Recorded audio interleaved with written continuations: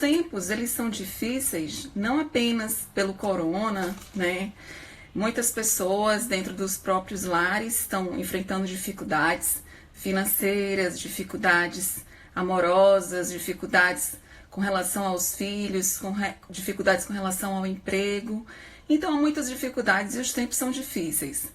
Mas na live de hoje eu queria justamente refletir com vocês os aspectos psicológicos positivos que todos nós temos para lidar com todos esses desafios. Porque nós temos duas opções na vida. A gente tem a opção de olhar para o lado negativo e a gente tem a opção de olhar para o lado positivo. E a gente tem essa liberdade de qual lado a gente vai olhar. Essa música que eu passei rapidinho para vocês, ela nos fala sobre uma esperança, né, de dias melhores. E ela fala, né, vivemos esperando dias melhores, dias de paz, dias a mais, dias que não deixaremos para trás. Vivemos esperando o dia em que seremos melhores. Seremos melhores no amor, melhores na dor, melhores em tudo. Isso quer dizer que todos nós temos a capacidade e o dom de ser melhor a cada dia. Nós temos muitos desafios, mas também nós temos muito potencial. E é justamente sobre isso que eu quero conversar com vocês hoje. É sobre o nosso capital psicológico, né? Muitas pessoas me perguntaram o que é capital psicológico. Capital psicológico é um termo que ele vem sendo utilizado muito na perspectiva da psicologia positiva. E principalmente para os psicólogos que trabalham em empresas, que trabalham em organizações. Só que hoje eu não vou dar um enfoque, apesar de todas as pesquisas científicas, boa parte delas, né, que trabalha com capital psicológico, focaliza na ideia de empresas, de organizações. Mas aí o que eu vou fazer? Eu vou tentar adaptar esse conhecimento para o nosso dia a dia. Porque afinal, se a gente pensar, nós somos a nossa própria empresa, né? A nossa família é uma empresa. A nossa casa é uma empresa que precisa de liderança, é uma empresa que precisa de compromisso, é uma empresa que precisa de amor, que precisa de afeto, porque se a gente não cuida dessa empresa, ela não vai para frente, ela não anda. Então, é muito importante que a gente reflita o capital psicológico no sentido de que ele nos promove um crescimento pessoal, ele promove o nosso desenvolvimento pessoal, né? E ele é praticamente composto por 4 elementos básicos. Quais são esses elementos básicos do capital psicológico? O primeiro é autoeficácia, o segundo é otimismo, o terceiro é esperança e o quarto é resiliência. Então, na live de hoje eu vou falar sobre esses 4 elementos que na psicologia tem sido estudado por vários pesquisadores, mas por esses pesquisadores que trabalham especificamente o capital psicológico, eles têm uma ideia de integrar esses elementos. Eles acreditam que integrando esses elementos, nós somos mais fortes, nós somos mais robustos para enfrentarmos as crises que aparecem nas nossas vidas. Crises financeiras, crises psicológicas, crises emocionais, crises amorosas, crises de relacionamento familiar. Então, quando a gente está munido desse capital psicológico, mais facilmente nós vamos lidar com as adversidades do caminho. E se a gente pensar no capital, nós temos vários tipos de capital. Temos o capital psicológico, que é esse que eu vou falar especificamente hoje, mas nós temos também um capital humano. Esse capital humano tem a ver com o conhecimento que a gente tem, as competências que nós temos, as experiências que nós adquirimos ao longo da vida. Tem a ver com a pergunta, o que eu sei? O que você sabe? Esse é o nosso capital humano. Nós temos também um capital social, que são justamente aquelas pessoas que fazem parte das nossas redes sociais. É com quem você pode contar no momento de angústia, no momento de tristeza. É praticamente a sua rede de relações sociais que te dão suporte diante das adversidades que acontecem no caminho. Então, é muito importante que a gente possa, nesse momento, enfatizar os capitais que nós temos, que não necessariamente depende do capital financeiro, mas principalmente da nossa capacidade de lidar com essas adversidades e, portanto, do nosso capital, do capital que nós temos enquanto seres humanos, independente de cor, independente de status social, independente de religião, independente de se faz sucesso, se não faz sucesso. Então, independente de tudo isso, nós temos capitais. E essa ideia, ela vem muito a partir da perspectiva da psicologia positiva. Na live passada, eu falei para vocês que durante muitos anos a psicologia ela deu muita ênfase aos aspectos negativos do ser humano, especialmente depois da Segunda Guerra Mundial, onde houve casos seríssimos de transtornos de pânico, estresse pós-traumático, sintomas depressivos. E aí a psicologia positiva, ela ficou um pouco apagada, porque na verdade a psicologia positiva ela veio para mostrar também as nossas virtudes, para mostrar os nossos potenciais. E aí Martin Seligman, né, ele, um grande psicólogo, ele começou a estudar novamente, a resgatar esse aspecto positivo do ser humano, e aí ele tenta, através das suas pesquisas, e vários outros pesquisadores como o próprio Fred Luthans, que foi o criador da ideia, junto com os outros colaboradores do Capital Psicológico. Então, eles vieram justamente para mostrar que nós temos essa capacidade. E aí, se a gente pensar bem, a gente pode começar refletindo sobre o primeiro elemento do capital psicológico, que é a autoeficácia. O que é isso, a autoeficácia? Vamos traduzir para a nossa vida diária. A autoeficácia é um termo que foi estruturado por um psicólogo chamado Albert Bandura, que, por sinal, ele ainda é vivo, ele tem 94 anos, ele é professor de Stanford, né? Ele é professor da área de psicologia social, eu não sei se ele continua indo para a universidade, essa informação eu não sei passar para vocês, mas o que eu sei é que ele é vivo e que ele continua na ativa aos 94 anos. E ele desenvolveu essa teoria da autoeficácia, mostrando que a avaliação pessoal de um indivíduo sobre a sua capacidade de desempenhar uma determinada tarefa é muito importante. Ou seja, o que você faz bem? O que você, por exemplo, o que eu faço muito bem é cozinhar. Então, seu senso de autoeficácia para cozinhar é muito alto. O que você faz? Não, uma coisa que eu gosto, que eu sei fazer muito bem é estudar. Então, seu senso de autoeficácia, você não tem medo quando você tem que enfrentar uma prova, porque você sabe da sua capacidade. Ah, não, meu senso de eu acredito que eu sou capaz, eu gosto de pintar. Então, ali o seu senso de autoeficácia tem a ver com esse potencial que você tem. Então, isso é uma grande, digamos assim, um grande filão que nós temos que nos agarrar nesse momento. Por quê? Porque o que eu percebo? Muitas pessoas estão angustiadas, ansiosas, com muito medo. E eu já falo para vocês que o medo faz parte da natureza humana. Todo mundo tem medo. E o medo, ele é importante que a gente tenha. Porque se a gente não tiver medo de alguma coisa, a gente nunca vai se esquivar para nada. Né? A gente sempre vai achar que tudo, que a gente pode tudo. Isso não é verdade. Aqui nesse barco tem gente que tem um senso de autoeficácia muito alto e acha que por ser piloto da própria vida, protagonista da própria vida, vai levar adiante, mesmo diante de todas as tempestades que vão acontecer, né?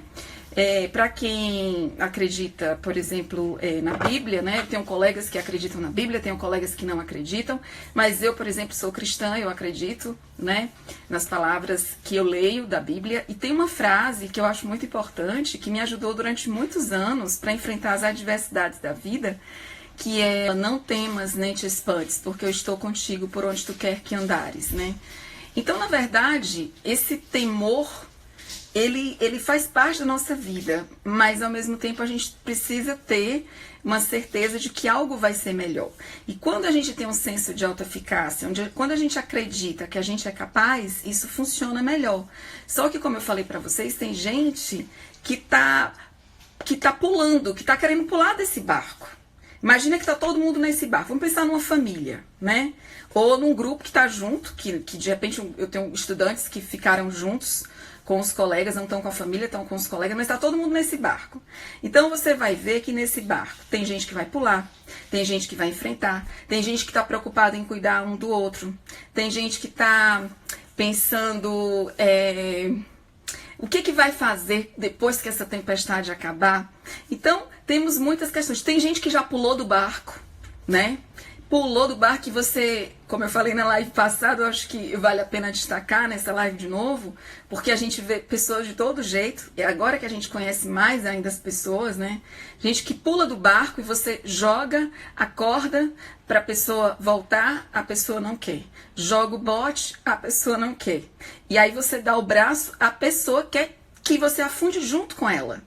E aí é muito complicado, porque você tem que ter também algo que está muito ligado ao senso de autoeficácia, que é a autoestima. Todos nós temos que trabalhar nossa autoestima.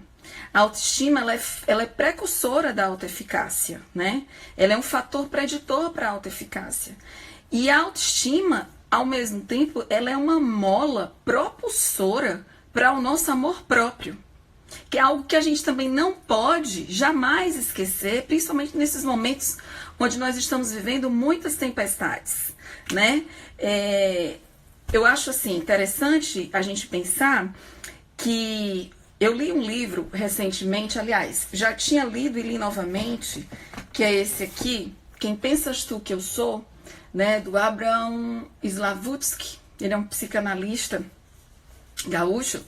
E ele começa o livro falando de uma pergunta, ele começa o livro refletindo sobre o que o filósofo Sêneca fez durante um dos seus escritos. Ele fala assim: pergunta-me qual foi o meu maior progresso. Sabe qual foi o meu maior progresso? Comecei a ser amigo de mim mesmo. Olha que coisa interessante, gente. Comece a ser amigo de você mesmo. Já é um bom fator para você desenvolver a sua autoeficácia. Porque você, poxa, mas eu não sei fazer nada, eu não sou bom em nada. Mentira, você deve ter algum talento, você deve ter alguma coisa boa. E aproveita então nesse vendaval que a gente está vivendo aqui nesse barco para refletir o que você tem de bom, o que você pode fazer para melhorar a sua vida, né? As crenças de autoeficácia, elas estão muito ligadas às nossas experiências de êxito, às nossas experiências de sucesso. Ou seja, se você bem observar, durante a sua vida, durante toda a sua vida, você deve ter momentos em que seus pais, ou seus avós, ou seus irmãos, ou seus primos, quem quer que seja, fez elogios para você, né? Em algum momento, te dizendo, olha que bom que você é capaz, elogiou os seus esforços. Porque tem uma coisa também que eu acho importante de falar, é que a gente tende muitas vezes a não ouvir os elogios, a gente tende a olhar mais para o lado negativo das coisas. E a gente precisa ter esse momento de se regozijar, de olhar para si, de cuidar mais de si. E aí o senso de autoeficácia, ele está muito ligado a essas experiências de êxito que a gente teve na vida. Então, procure ver quais foram essas experiências, né? E quais foram os modelos que você aprendeu a partir das experiências dos outros. Porque assim, se tem uma coisa que eu acho muito interessante é que é muito importante para a gente ter êxito na vida, diante de todas as crises que a gente está vivendo, a gente tem que ter modelos, né? Eu tive os meus modelos, tive modelos tanto na minha família, como eu tive modelos na minha profissão. Quando eu era aluna de graduação, eu mirava em alguns professores, em alguns pesquisadores e dizia, eu quero ser um pouquinho parecido com aquela pessoa, né? No sentido de me inspirar. E isso é muito importante, você acaba modelando aquelas pessoas. E quando você consegue fazer algo parecido ou até melhor, você fortalece o seu senso de autoeficácia. E isso é muito importante nesse momento. O senso de autoeficácia, ele, de alguma maneira, ele também está muito ligado ao nosso projeto de vida. Qual é o seu projeto de vida? Você sabe que tem muita gente nesse barco aqui que até hoje não sabe qual é o projeto de vida que tem, gente.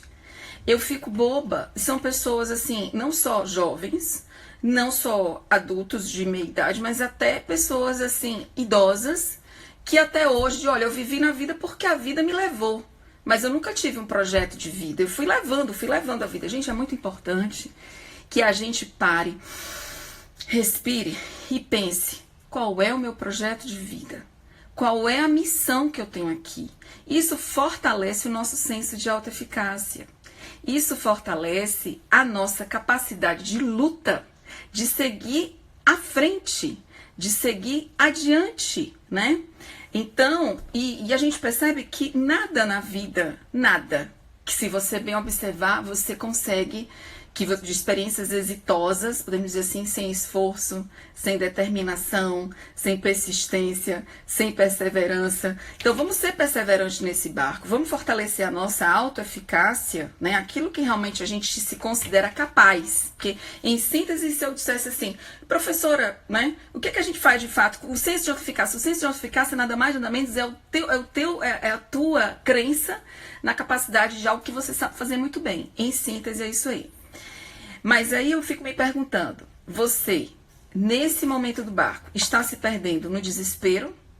Está se perdendo no descaso? Ou está se perdendo na carência? Porque a gente falou de autoeficácia, que tem a ver com autoestima, que tem a ver com amor próprio e que também tem a ver com carência afetiva. Por isso que eu acho importante, você que agora está me ouvindo, que está passando por problemas relacionais, problemas amorosos, problemas familiares, não tome nenhuma decisão agora, nesse momento. Ou para ficar, ou para não ficar, ou para sair, ou para não sair, porque às vezes você pode se arrepender. Você pode se arrepender porque nós estamos vivendo um momento de tanta carência, todos nós. Carência de quê? Carência emocional no sentido, meu Deus, eu quero algo para me segurar. Esse barco tá assim, ó. Então é muito importante que a gente tenha um certo equilíbrio, que a gente tenha uma certa, digamos assim, um bom senso para tomar as nossas decisões acertadas e buscando de alguma maneira os valores para a convivência, como eu falo, para conviver com todas as pessoas que estão nesse barco.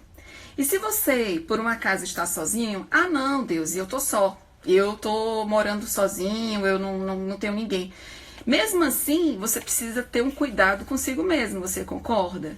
E se você, por exemplo, sente solidão, você pode tentar, numa perspectiva positiva, transformar a solidão em solitude. O que é isso, solitude?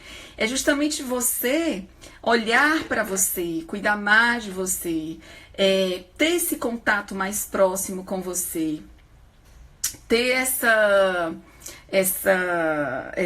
perspectiva de que mesmo estando sozinho, você não se sente só, porque você tem a sua própria companhia. E se você bem observar, quando o Sêneca pergunta, né, qual foi o meu maior progresso, e ele diz, comecei a ser amigo de mim mesmo, a gente de fato tem que ser amiga de si mesmo, porque você nasceu sozinho, praticamente, obviamente que tinha lá uma equipe para te ajudar, mas... E você vai morrer também só, então você tem que ser amigo de si mesmo. Isso vai favorecer bastante o seu senso de autoeficácia. Dentro, como eu falei para vocês, são 4 os elementos de capital psicológico. O segundo elemento é o otimismo. Eu vou mostrar para vocês uma figura. Vocês estão vendo essa figura aqui? Tá dando para ver?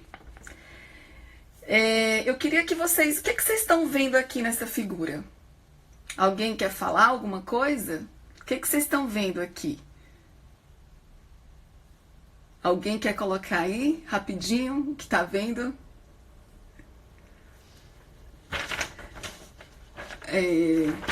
Vou mostrar novamente. Então, tem gente, eu vou tentar sintetizar. Tem gente que vai dizer assim, eu tô vendo uma bola preta. E tem gente que vai dizer assim, ah não, eu tô vendo uma lua. Cada um que vê uma coisa, né? Eu tô vendo, parece uma lua. Legal.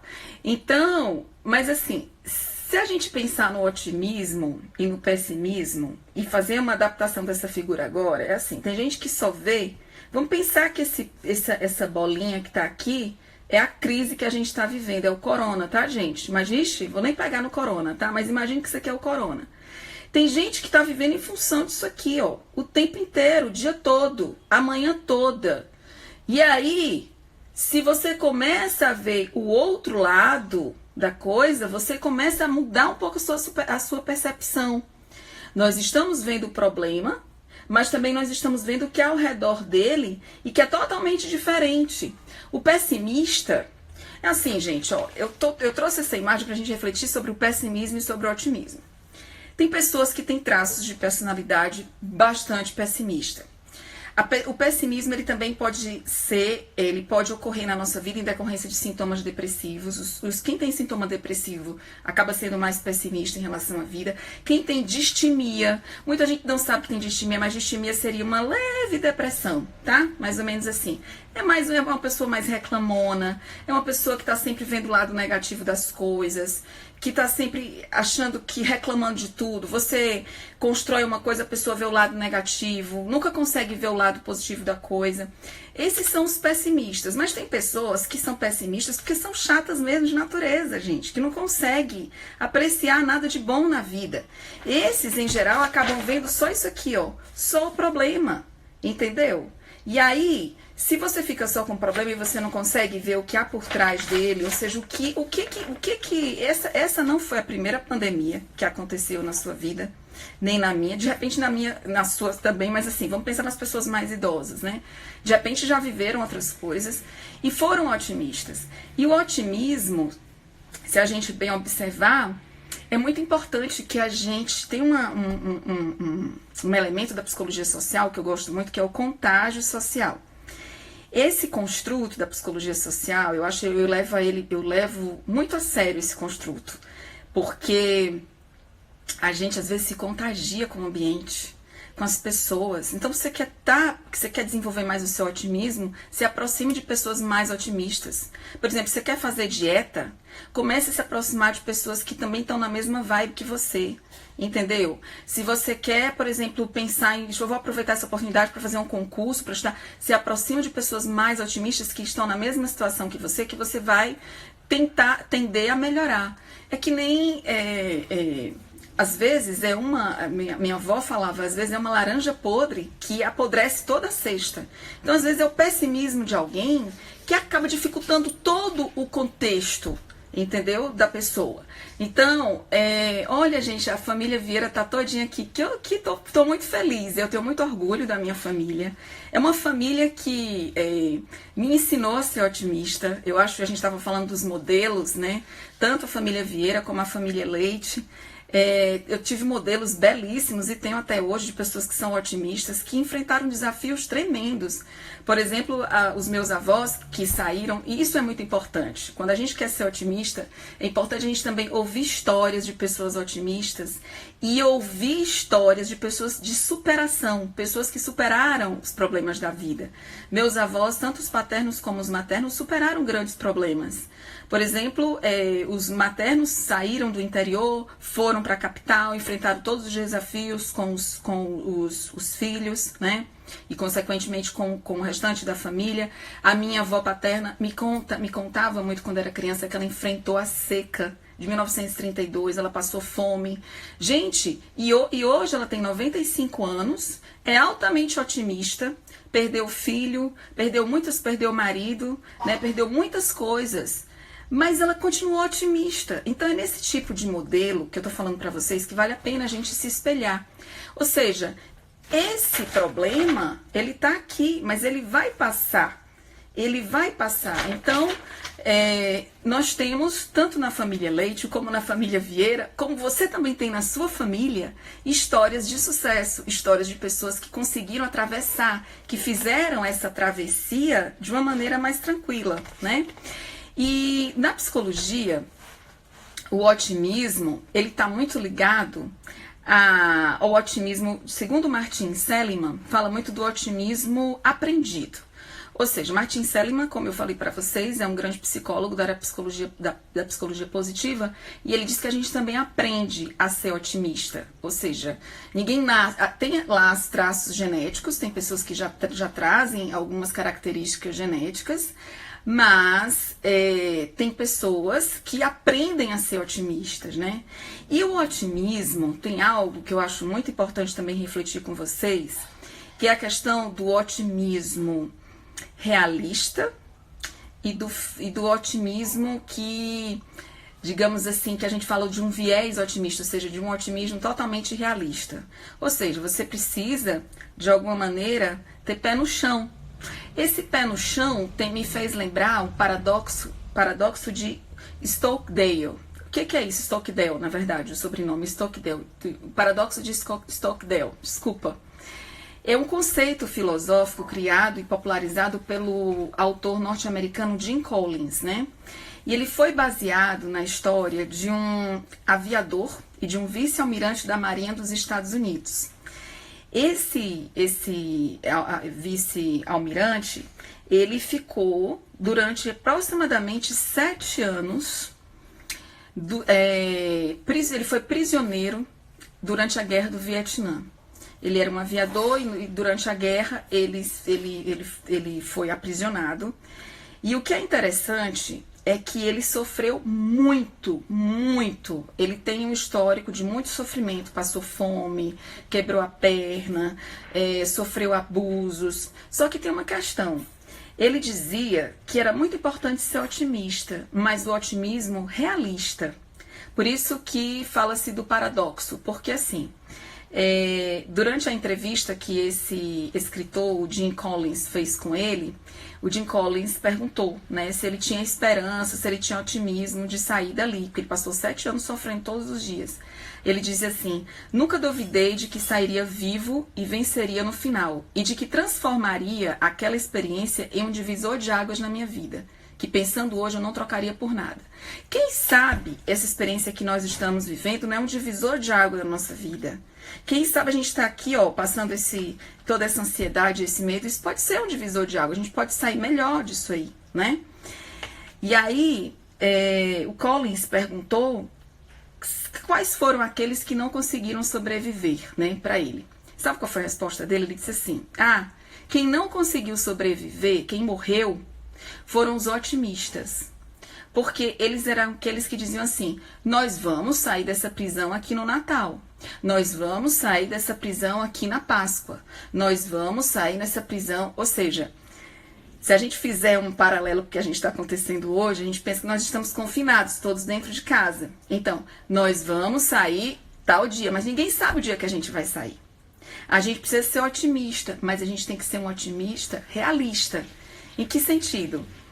Se você acredita, mas você não acredita nos fatos, por exemplo, se estão te falando que o vírus mata, se estão te falando que o vírus, você precisa ter cuidado, e você não tá nem aí, você não tem cuidado, você não tem zelo, porque você tá com aquela esperança de que vai sair dali, certamente o seu otimismo não é realista, não é?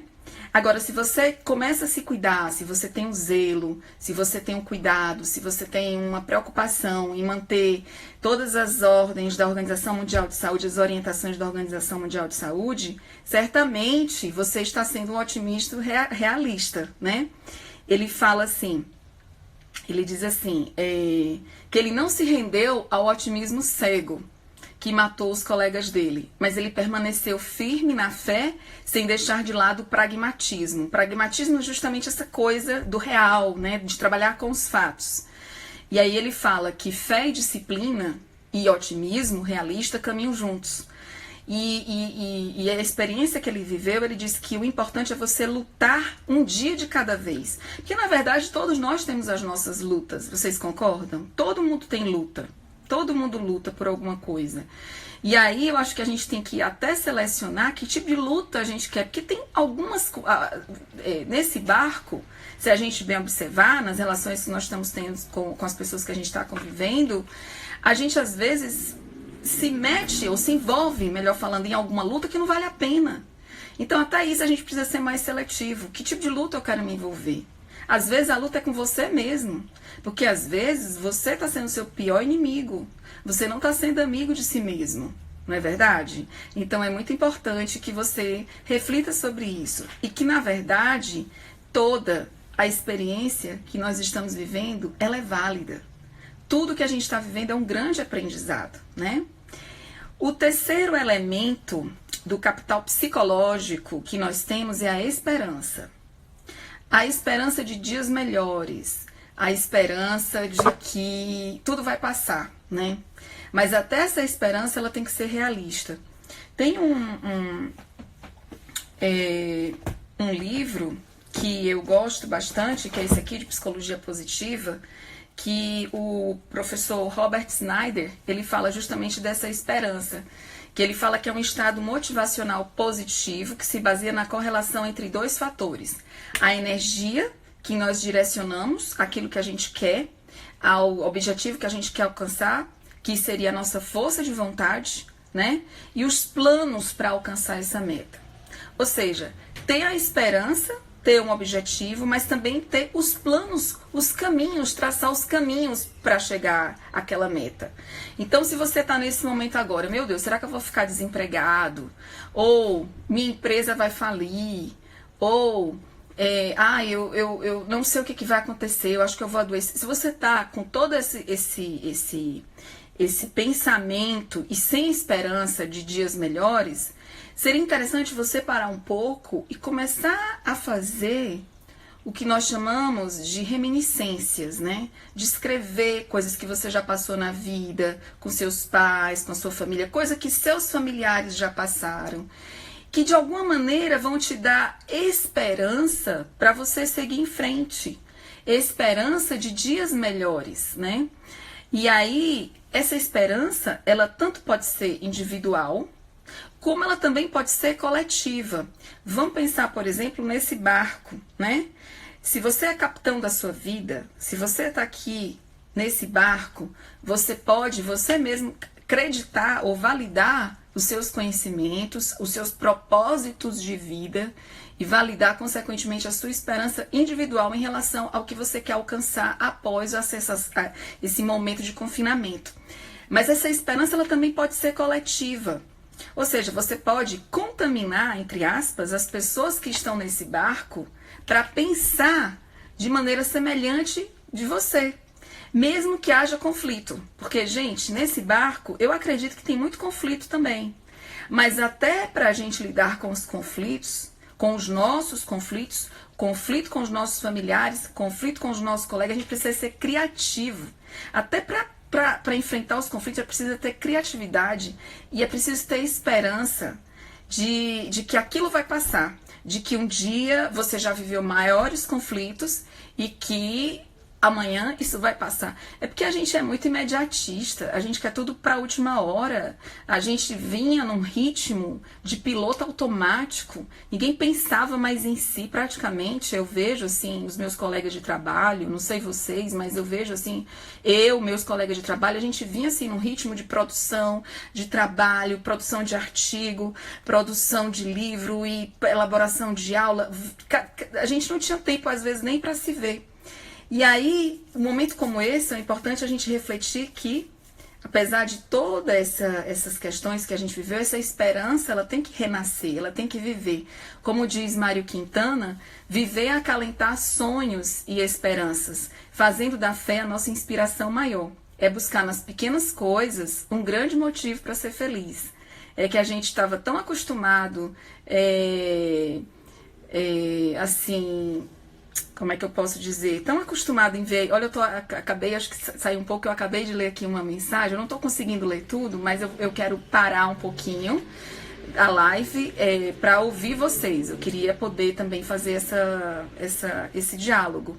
Mas eu estou vendo aqui algumas pessoas falando, né? Nós vamos passar muito bem, porque minha mãe passou por coisas muito piores e hoje é só gratidão. É isso mesmo, gente. Eu acho que quando a gente começa a olhar para as outras pessoas que passaram por dificuldades tão grandes e que nos dá esperança de dias melhores, né? Isso é muito bom. A gente tem que buscar nas pequenas coisas um grande motivo para ser feliz. E a gente às vezes não consegue ver isso, né? Não consegue viver esse momento. E o quarto e último elemento do nosso capital psicológico, a gente já falou de autoeficácia, a gente já falou de otimismo, a gente já falou de esperança e agora a gente vai falar de resiliência, que eu acho muito importante. A resiliência, ela é um termo oriundo da física E ela veio justamente com a intenção de refletir sobre a questão da capacidade do material absorver a energia quando está elasticamente deformado. Ou seja, se a gente fizer isso para a nossa vida, é assim, imagine que a gente está aqui no nosso momento, estávamos todos juntos, vivendo uma vida, entre aspas, tranquila, de repente veio algo que nos exigiu uma certa adaptabilidade, uma certa flexibilidade. E aí, imagine que tem algumas pessoas ou alguns objetos, vamos pensar, por exemplo, no objeto. Imagine esse papel. Se a gente pensar em termos físicos, esse papel ele não é resiliente, porque diante da primeira tempestade ou diante da primeira adversidade que vem no caminho, ele se rompe, né? Ele se rompe. Então, assim é o que está acontecendo com muitas pessoas, né? Que sempre foram muito poupadas das crises, por isso que é tão importante a gente ter um diálogo sério com os nossos filhos, não poupá-los também das crises. Eles precisam compartilhar. Tudo bem que a capacidade deles entenderem a crise é diferente da nossa, mas é interessante que a gente mostre que está tendo uma crise, mas que todos nós vamos sair juntos desse barco, né? Mas algumas pessoas não estão suportando a crise e estão, por serem menos resilientes, elas estão tendo mais dificuldade de lidar com os problemas que estão aparecendo. E já tem pessoas que passaram por situações tão difíceis que, assim como esse elástico, que é um objeto resiliente, ele tem mais capacidade de enfrentar o desafio da vida. Por exemplo, esse elástico eu puxo, mas ele consegue voltar para o mesmo lugar. Eu puxo, ele volta para o mesmo lugar. Assim também somos nós. Desafios econômicos, desafios amorosos, desafios pessoais que todos nós temos. Então, são crises existenciais, crises econômicas que nós passamos. Então, a resiliência, ela vem justamente mostrar a nossa capacidade de superar as adversidades. Mas aí você me pergunta, somos sempre resilientes? Não. Tem momentos em que nós somos mais resilientes e tem momentos que nós somos menos resilientes. Isso vai depender de uma série de fatores, especialmente da nossa rede de suporte social, porque a nossa rede ela nos dá muita força. Então, às vezes a gente está se sentindo triste, está se sentindo sozinho, liga para uma amiga, liga para um parente, desabafa, ali já é o nosso suporte, faz uma terapia. Eu acho muito importante, eu como psicóloga, eu continuo fazendo, eu já fiz terapia durante muitos anos e continuo fazendo minha terapia, porque eu acho muito importante. Eu lido com seres humanos, eu atendo em hospital psiquiátrico, então eu preciso estar sempre ouvindo o outro e para isso eu também preciso me ouvir. E aí isso só fortalece a minha capacidade de superar, a minha capacidade de desenvolver a resiliência. Por quê? Por causa do autoconhecimento. E isso é um ponto importante. Quanto mais a gente fortalece o nosso autoconhecimento, mais resiliente também a gente fica, porque a gente passa a se conhecer melhor. Né? E aí a gente começa a perceber que é no fracasso que muitas vezes a gente tem os grandes aprendizados. Eu li um livro recentemente que eu gostei muito, que é esse aqui, do Rubem Alves, Ostra Feliz Não Faz Pérola, que eu achei bacana, porque ele traz aqui, na verdade esse livro são escritos de vários temas, e o nome Ostra Feliz Não Faz Pérola é justamente, ele começa a contar uma historinha, eu vou resumir um pouquinho para vocês. Ele começa a contar uma história de que havia um grupo de ostras. E tinha umas ostras que cantavam muito no fundo do mar, uma música linda e maravilhosa. Mas tinha uma ostra em específico que havia entrado areia na casinha dela. E aí ela sentia muita dor, mas era uma dor tremenda. E o canto dela era um canto diferente das outras ostras. E aí um dia um pescador, né, no seu barco, pegou as ostras, e pegou aquele grupo de ostras e levou para casa. E aí pediu para a esposa cozinhar. E aí quando eles foram comer, a esposa sentiu uma coisa muito dura. E aí colocou para fora, viu que era uma pérola. Então aquela pérola era justamente o resultado que aquela ostra que sentia dor produziu. E é justamente isso que eu quero que vocês vejam. Para as outras ostras, aquela ostra era uma tragédia. Ela era um problema, porque o canto dela era ruim. Ela sentia dor. Mas a dor dela era tão grande que ela conseguiu transformar a tragédia em beleza. E é isso que a gente pode pensar. Para muitas pessoas, esse momento de agora é um momento trágico. Ah, eu vou perder meu emprego, ah, eu vou perder minha empresa, ah, eu vou falir, ah, eu vou perder o marido, vou perder o namorado, tô correndo risco da minha avó morrer, meu avô morrer. Quer dizer, eu escuto de tudo, gente. É um momento que para muitas pessoas é um momento trágico. Só que mesmo nesse momento de dor, de sofrimento, a gente pode ver algo belo. Como essa ostra que produziu na sua dor a pérola, né? Então, a gente pode transformar esse problema numa oportunidade para crescer, para mudar, né? E aí eu te pergunto, quando você se depara com essa dor, com essas dores, com esses problemas, né? Você corre do problema? Você vai fugir do barco? Você vai pular do barco? Você vai procurar um lugar no barco para chorar? Ou você vai encarar o desafio e vai permanecer no barco, mesmo na turbulência, né? Porque são nas decepções que a gente aprende. Eu tô vendo aqui a minha amiga querida, né, a Carol, falando. É isso mesmo. Foi com dor que ela cantava, né? E foi com dor que ela conseguiu superar esse problema. Então, problema eu tenho, problema você tem. Todos nós temos problema, gente. Se disser que não tem problema, é mentiroso, viu? Eu tenho um problema, você também tem. Nem vem que não tem, tá? Eu acredito que não existe. Todos nós temos, mas a questão é o que a gente faz com os nossos problemas. E aí a literatura científica, né, as pesquisas científicas, ela traz pra gente algumas características que nos, digamos assim, como é que a gente pode se tornar uma pessoa resiliente? A pergunta seria essa, né? Então nós temos algumas características que a gente pode treinar. Por exemplo, a gente pode treinar a nossa flexibilidade. Faz um treinamento, assim, se você é uma pessoa muito rígida, se você é uma pessoa que se acha que é dono da razão, começa a imaginar que você não é dono da razão. Que tem outras pessoas que também sabem tanto quanto você ou melhor do que você, né? Comece a ser flexível diante dos conflitos. Às vezes a gente leva a vida muito a sério. E aí a gente começa a perceber que mesmo quando a gente começa a ser um pouco mais flexível, quando a gente começa um pouco a se adaptar ao problema, a gente começa a ver a vida com outros olhos, né?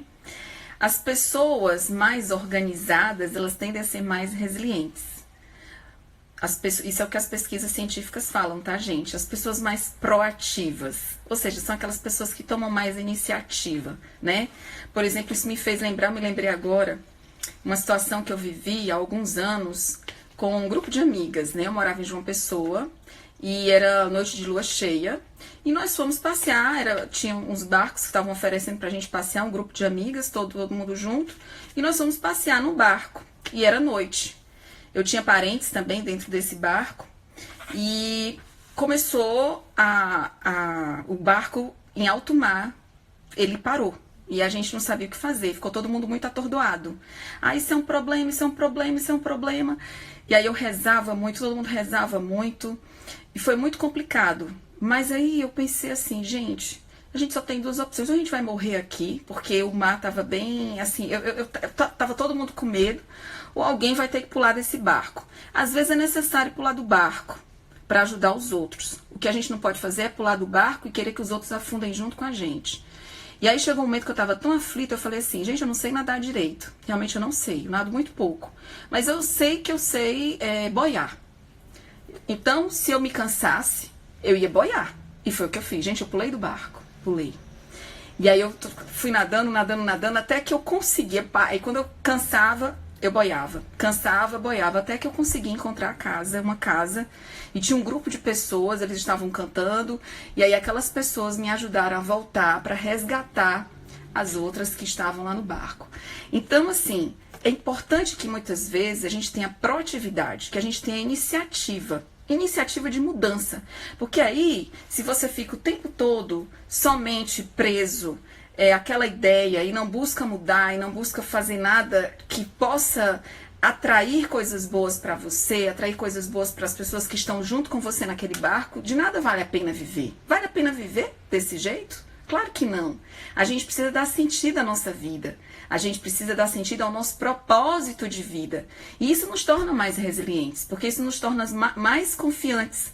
Por isso que o autor, o grande pesquisador da área do capital psicológico, ele disse que está tudo muito ligado: otimismo, esperança, autoeficácia e resiliência, porque um compõe o outro, né? A assertividade também é uma outra característica importante para desenvolver a resiliência. Ser assertivo é você se posicionar diante das pessoas, diante dos fatos, diante dos problemas da vida, sem ferir o outro, mas também defendendo o que é seu, né? Às vezes, diante de um problema, a gente ou é muito agressivo, ou é muito passivo, e acaba se decepcionando, e acaba se fragilizando, e acaba se maltratando. Somente porque a gente não treinou a nossa habilidade social de ser assertivo. Então a assertividade, ela também nos impele a desenvolver mais a nossa resiliência. A disciplina pessoal e o sentido de responsabilidade também nos deixa mais resiliente, nos favorece mais a desenvolver a resiliência. O interesse na busca pela realização de metas. Então, a gente tem que ter esse interesse em buscar realizar as nossas metas, mesmo em momentos de crise, sempre pensando que nós temos sim esse capital psicológico que vai nos ajudar a sair dessa, né? Os vínculos afetivos que nós temos, né? Tem pessoas que têm vínculos afetivos mais fragilizados, mas isso se dá muito em função de falta de treinamento de habilidade social, de estilo de apego, que eu falei na outra live, eu falo novamente nessa live porque o estilo de apego, gente, é impressionante. Eu venho desenvolvendo pesquisas já há alguns anos nessa área e é muito importante os 3 primeiros anos de vida da nossa vida. Se você ainda não é pai e você for ter filho, pense muito bem nos 3 primeiros anos de vida daquela criança. E se você já é pai e tem um bebezinho, faça de tudo para demonstrar o amor, para validar o seu sentimento, porque é ali que a gente está aprendendo o que é o amor, é ali que a gente está aprendendo o que é o amar. E é ali que a gente desenvolve o nosso senso de segurança, a nossa autoconfiança para encarar os relacionamentos futuros da nossa vida. Que não são apenas só relacionamentos amorosos, mas relacionamentos de amizade. Uma pessoa que não confia em si mesma, uma pessoa que não tem esse apego seguro, ela vai ter amizades mais fragilizadas. Ela vai ter mais dificuldade em manter relacionamentos amorosos durante muitos anos. Então, nós temos, por exemplo, pessoas que têm um estilo de apego ansioso ambivalente, né? É aquele estilo que morde e assopra. Você conviver com uma pessoa assim é muito triste, é muito angustiante. Porque você pensa que você se entrega no amor, a pessoa vai e te morde de alguma maneira. E aí você fica naquele movimento de ambivalência, porque você não sabe se a pessoa tá ou não tá, fica ou não fica. Eu vejo muito isso nas minhas alunas que chegam para mim: professora, eu não consigo mais me relacionar com ninguém. Além do amor líquido, né, que a gente fala tanto de Bauman, né, que os amores hoje são líquidos, mas assim, essa coisa desse estilo de apego ansioso, ambivalente. E também não só isso, tem um outro estilo de apego que é muito forte também, que é o estilo de apego evitativo. São aquelas pessoas que estão sempre evitando você. Elas evitam a entrega no amor, elas evitam se dedicar ao outro como deve ser se dedicado. Elas nem se dedicam a si mesmas, mas principalmente porque os primeiros anos de vida delas, elas não tiveram isso. Elas tiveram pais omissos ou cuidadores omissos. Então é muito importante que a gente tenha essa responsabilidade com cuidar e que desenvolva a resiliência nos outros e na gente logo cedo.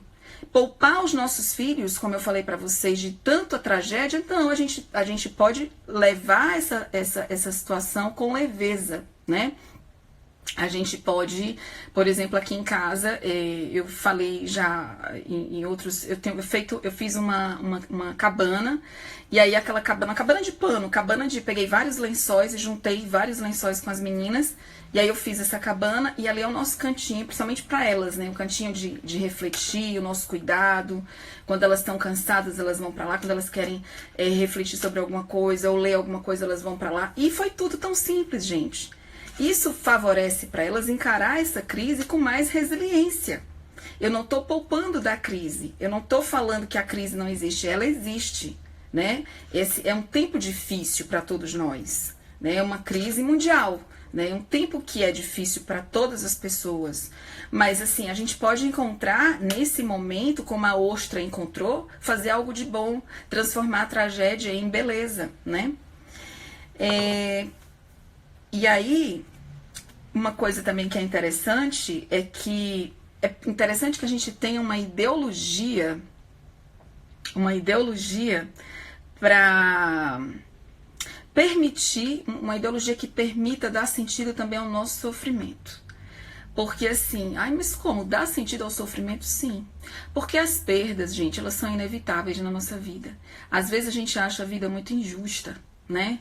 Porque perdeu alguém muito cedo, porque perdeu um amigo, porque perdeu uma amiga, porque perdeu dinheiro, porque perdeu a família, né? Mas assim, às vezes essas perdas elas são necessárias.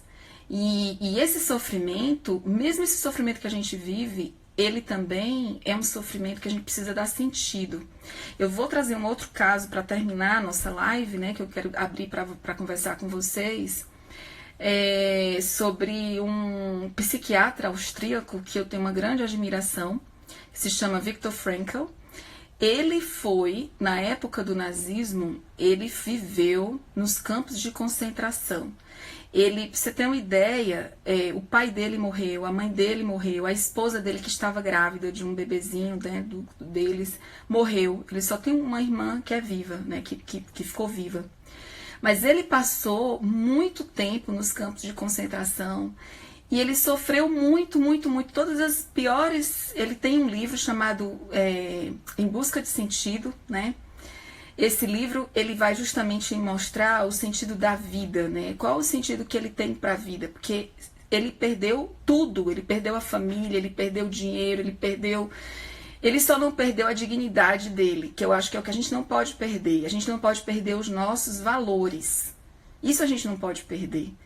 Porque, assim, perder dinheiro a gente perde, mas a gente pode recuperar depois se nós nos focarmos no nosso capital psicológico. É isso que eu tô falando. No nosso otimismo, na nossa esperança, na nossa autoeficácia e na nossa resiliência. Mas a gente nunca pode perder a nossa dignidade, os nossos valores. E foi o que ele justamente mostrou, né? Ele diz assim, que sobreviver é encontrar significado na dor. Se há de algum modo um propósito na vida, deve também haver um significado no sofrimento. E aí ele fala que ele passou muita fome e que todos tinham muitas assim, dificuldades lá no campo de concentração. Todos os sofrimentos ele descreveu no livro dele. E ele chegou a uma parte que ele até fala assim, gente, às vezes a pessoa, você vê que às vezes era uma pessoa super magra e ela só tinha um pedacinho de pão para comer. Pois ela pegava aquele pedacinho e dividia com alguém que estava do lado. De tanta tristeza que ela sentia em não poder. Quer dizer, aí já vem a questão da compaixão, do altruísmo, que também são valores que a gente pode desenvolver, né? Que a gente pode aprender a desenvolver. E aí... Viktor Frankl também fala uma coisa que eu acho muito importante, que diz o seguinte: tudo pode ser tirado de um homem, exceto uma coisa, a última das liberdades humanas, escolher a sua atitude em um determinado conjunto de circunstância, escolher o próprio caminho. Gente, isso é muito lindo, porque apesar de tudo, podem tirar tudo da sua vida, né? Mas se você não pode, você não, a não ser, obviamente, me veio agora os casos de demência, né? Que aí já são casos mais sérios. Eu me lembro de atender uma filha que ela dizia, olha, meu pai falava que a gente tinha liberdade para tudo, que o conhecimento nunca ia ser roubado. E ele era um homem super inteligente, e a doença roubou o problema, roubou a inteligência dele. Eu não estou falando desses casos, mas na nossa sã consciência, no nosso poder de escolha, a gente pode escolher o caminho que a gente quer seguir. A gente pode mudar as nossas atitudes. E o estudo das atitudes na psicologia social nos fala que para a gente mudar as nossas atitudes, a atitude ela é composta por sentimento, ela é composta por comportamento e ela é composta por crenças. Quais são as suas crenças hoje em relação a tudo isso que a gente está vivendo? São crenças mais negativas ou são crenças mais positivas? Como é que você está vivendo nesse barco? Quais são as atitudes que você está tomando em relação a você, em relação aos seus familiares, em relação à sua postura diante da vida? Quais são suas crenças? Então, se você quer mudar a sua atitude, se a tua atitude ela está te incomodando, se você não está conseguindo ser amigo de você mesmo, você tem que começar a mudar as suas crenças, né? Mudar o seu sentimento em relação à vida. Qual é o seu sentido de vida atual? Qual é o seu propósito de vida? Quais são as suas perspectivas futuras? Você está conseguindo alimentar essa esperança realista ou não, né? E aí, também, como eu falei, a atitude ela também tem a ver com comportamento. Sejamos coerentes com aquilo que a gente fala e aquilo que a gente faz, aquilo que a gente idealiza, porque quanto maior há essa distância entre o eu real e o eu ideal, é pior, né? Então, só falta 1 minuto e 50 segundos, eu vou terminar a live. Eu queria ter dado espaço para a gente conversar, infelizmente não deu. Mas eu queria terminar com uma poesia, Palco da Vida, de Fernando Pessoa, alguns trechos que diz assim: você pode ter defeitos. Alguns dizem que essa poesia é dele, outros dizem que não. Mas, de todo jeito, eu vou falar para vocês porque eu acho ela muito bonita. Alguns trechos dela, Palco da Vida. Você pode ter defeitos, viver ansioso e ficar irritado algumas vezes. Mas não se esqueça de que sua vida é a maior riqueza do mundo. E somente você pode evitar que ela vá à falência. Há muitas pessoas que precisam, admiram e torcem por você. Ser feliz é reconhecer que vale a pena viver, apesar de todos os desafios, incompreensões e períodos de crise. Ser feliz é deixar de ser vítima dos problemas, mas encontrar e ser autor da própria história. Pedras no caminho, guardo todas. Um dia com elas vou construir um castelo. É isso, gente. Eu espero que vocês tenham gostado. Eu me programei para dar um espaço, mas eu acho que como professora eu falo muito. Me perdoem por isso.